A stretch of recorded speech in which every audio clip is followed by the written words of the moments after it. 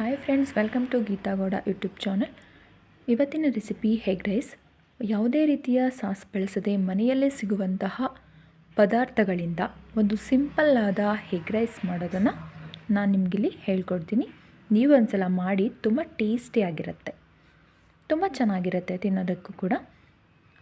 So ನೋಡೋಣ ಬನ್ನಿ ಏನೇನು ಬೇಕಂತ. 1 ಕ್ಯಾಪ್ಸಿಕಮ್, ಹಾಗೆ 1 ಟೊಮೊಟೊ, 1 ಈರುಳ್ಳಿ, ಕೊತ್ತಂಬರಿ, ಕಾಯಿ ತುರಿ, ಹಾಗೆ 1 ಟೀ ಸ್ಪೂನ್ ಗರಂ ಮಸಾಲ, ಅರಿಶಿಣ, ಖಾರ ಪುಡಿ, ಬರೆ ಪುಡಿ, ಹಾಗೆ ಪೆಪ್ಪರ್ ಪೌಡರ್, ಹಾಗೆ ಎಗ್.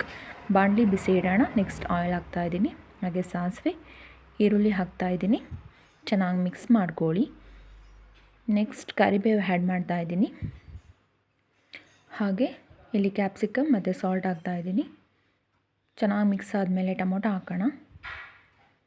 ಚೆನ್ನಾಗಿ ಮಿಕ್ಸ್ ಮಾಡ್ಕೊಳ್ಳಿ. ನೆಕ್ಸ್ಟ್ ಶುಂಠಿ ಬೆಳ್ಳುಳ್ಳಿ ಪೇಸ್ಟ್ ಆ್ಯಡ್ ಮಾಡ್ತಾಯಿದ್ದೀನಿ. ಸೊ ಚೆನ್ನಾಗಿ ಮಿಕ್ಸ್ ಮಾಡಿ, ಅದು ಸ್ಮೆಲ್ಲೆಲ್ಲ ಹೋಗಬೇಕು. ಸೊ ಹಾಗೆ ಮಸಾಲ ಐಟಮ್ ಹಾಕಿ ಚೆನ್ನಾಗಿ ಮಿಕ್ಸ್ ಮಾಡ್ಕೊಳ್ಳಿ. ನೆಕ್ಸ್ಟ್ ಪೆಪ್ಪರ್ ಪೌಡರ್ ಆ್ಯಡ್ ಮಾಡ್ತಾಯಿದ್ದೀನಿ. ಚೆನ್ನಾಗಿ ಆ್ಯಡ್ ಮಾಡ್ಕೊಳ್ಳಿ. ಚೆನ್ನಾಗಿ ಮಿಕ್ಸ್ ಆದಮೇಲೆ ಇದಕ್ಕೆ ಕಾಯಿ ತುರಿ ಆ್ಯಡ್ ಮಾಡ್ತಾಯಿದ್ದೀನಿ. ಮತ್ತೆ ಮಿಕ್ಸ್ ಮಾಡಿ ಲಾಸ್ಟಲ್ಲಿ ಎಗ್ ಹಾಕೋಣ. ಎಗ್ ಹಾಕಿದ್ಮೇಲೆ 10 ಮಿನಿಟ್ಸ್ ಚೆನ್ನಾಗಿ ಬೇಯಿಸ್ಕೋಬೇಕು.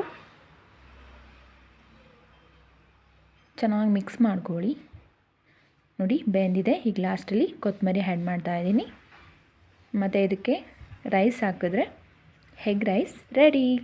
ನಮ್ಮ ಚಾನಲ್ ನಿಮಗೆ ಇಷ್ಟವಾದಲ್ಲಿ ಪ್ಲೀಸ್ ಸಬ್ಸ್ಕ್ರೈಬ್ ಮಾಡಿ, ಲೈಕ್ ಮಾಡಿ, ಶೇರ್ ಮಾಡಿ, ಕಮೆಂಟ್ ಮಾಡಿ. Thank you.